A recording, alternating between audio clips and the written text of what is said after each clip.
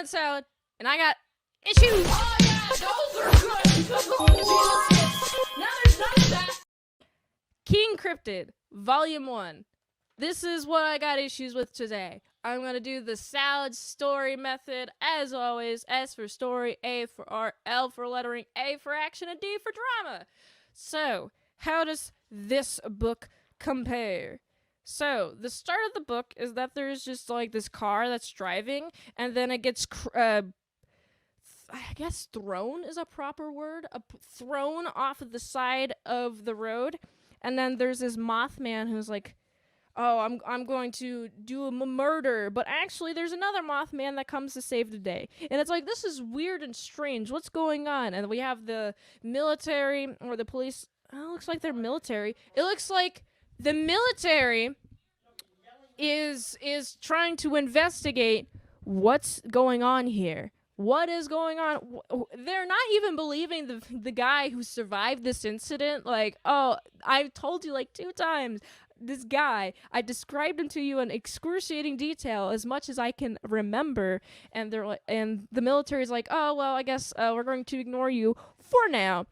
And then we get a nice little look at this Mothman, as he's technically called the Behemoth, and he's just chilling there. He's all furry. I like his look.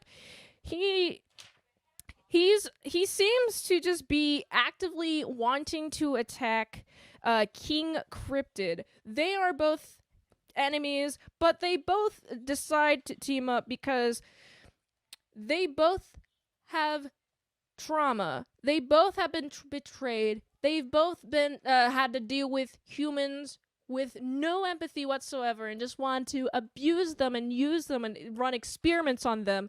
And that is what's making them to work together instead of just fighting all the time. And they finally just have a little bit of agreement. Okay, let's have a little agreement. And then bam, they've been caught. They've been caught by some military dudes, and then they're about to get him. Oh no, tranquil darts. Luckily, King Cryptid is able to deflect them. But looks like a Behemoth is got, and he's in the back of a van. And what is he going to do? He's stuck in the back of a van. He's all tranquilized.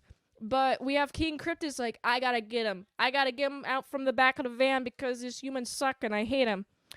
But actually, what's great is that Behemoth gets out of the van himself and is about to kill the driver. But luckily, King Cryptid's like, hey, don't murder him. Please don't murder him. There's better answers than just a murder. He doesn't deserve murder. And then Behemoth just kind of flies away, and that's the end of the story. This was issue 1. And so I was like, oh, that's sweet. There's a lot of moving parts. There's 2 whole characters introduced, and I love them both immediately. I just love them both. I like how there's just so much detail within the characters and the characters' backstory immediately from issue 1 that I'm like, okay, I want to follow these characters. I want to see what they're up to. So the art. So I've noticed that these pages have a limited color palette. Like this one is like a not monochromatic. What is it called when it's just one color? I think it is just called monochromatic. It's just blue. This is entirely a blue, but it's the shades of blue. Wow, beautiful. And then in order to emphasize, something else is up, we have orange. Whoa, there's something foreign. Something's orange. It's something foreign in the scene. You can tell because it's complementary color of blue. And then, wow, danger. You're being affected by the guy. That sky is orange. So using the use of complementary colors is great to exaggerate the foreignness of something that's about something that's interacting with a group of people, and it's supposed to be scary, and it's like, oh geez. But also, look at that. That was a really cool explosion, and I love that silhouette. Wow, this is like a really well illustrated book, and I like just the type of paneling here. It's pretty inventive. You have a grass line, and then underneath the grass line there are more panels. I'm like, whoa, I have never seen that before. That's really cool. And also The paneling really helps with the lettering too.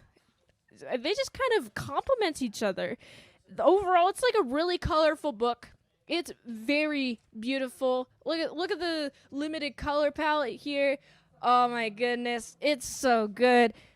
It's just a lot of line work, and then a few colors, which is very nice. And I overall just really like the art and the colors of this a lot. I think it's very well done. So then we have the lettering. I mentioned the lettering briefly, but wow, look at this lettering. It's so beautiful. It makes it so easy. Just read down the page. And there's a particular example that I really like where, like, okay, here it is. So it's like right here, right? It's like, okay, cool. Look at this. Look at these. The way that the text bubbles are, it just moves. My eyes just naturally move this way. And then it's like, okay, I know exactly which way to go, which way to read. And I really like that a lot. And the automatopoeia, like I mentioned at the very beginning, the rattle rattle, it's like, ooh, I like that. I like the limited amount of automatopoeia, although there's a lot of automatopoeia in the action scenes versus when they're just kind of sitting and just chilling, there's not like automatopoeia anywhere. Overall, I really like the lettering, and it's really easy to read.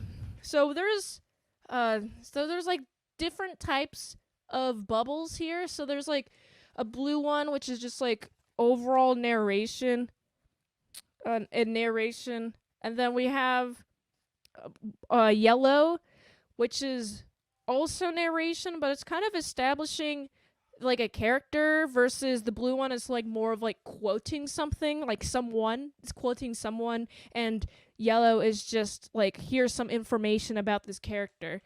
And then obviously the white is talking to people. So that's the distinction I have between all of the text bubbles.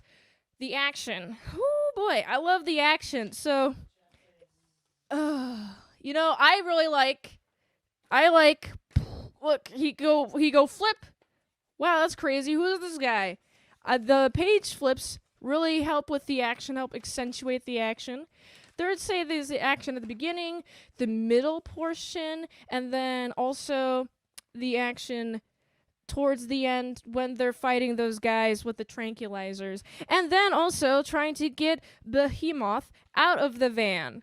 Also really cool. And then the drama, I'd say the drama, there's more action than like drama. I guess the underlying drama is that the humans hate Behemoth and want to take him. That's pretty much the drama in this book. So overall, I just really like this book. So the S gets like a solid, 5. The art is like a 4.5. The lettering is a solid 5. The action is a solid 4.5, and the drama is like a solid 4. So I'd give that. Oh, jeez, why did I do 0.5s? That's so hard to do for math. What did I give? A 5, a 5, a 4, a 4.5, and a 4.5?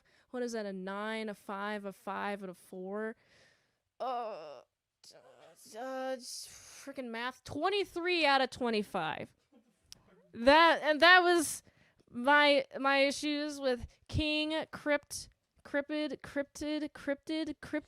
King Cryptid, Volume 1. Oh yeah, those are good. Those are good.